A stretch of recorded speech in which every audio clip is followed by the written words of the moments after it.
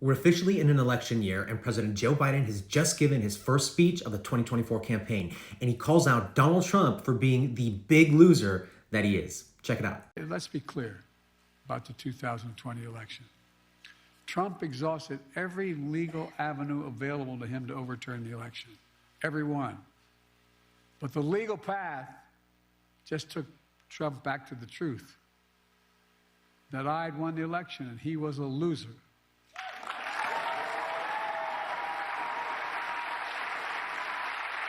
Well,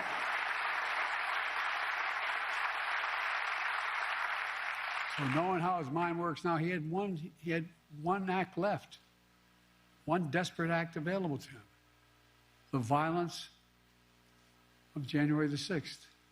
An attempt to overturn a free and fair election by force and violence. A record 81 million people voted for my candidacy and to end his presidency. Trump lost the popular vote by 7 million.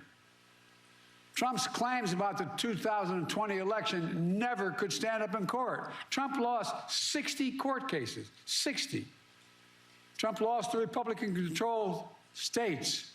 Trump lost before a Trump-appointed judge and then judges. And Trump lost before the United States Supreme Court. All of it, he lost. Trump lost recount after recount after recount and state after state. But in desperation and weakness, Trump and his MAGA followers went after election officials who ensured your power as a citizen would be heard. These public servants had their lives forever upended by attacks and death threats for simply doing their jobs. He's right, and those are the pesky facts that the MAGA cult loves to ignore.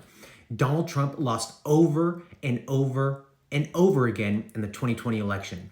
He lost in front of Republican judges that Trump himself appointed. He lost recounts in Republican-led states, and he lost in front of the Republican Supreme Court. And he continues to feed his followers the lie that the election was stolen despite having zero evidence. Remember, he's had 3 years to take his evidence and his claims to court, but he hasn't, because in the court of law, facts and evidence matters. And the reality is that Trump and his base must love losing, because that's what he continues to do. And I don't see that changing at all in 2024.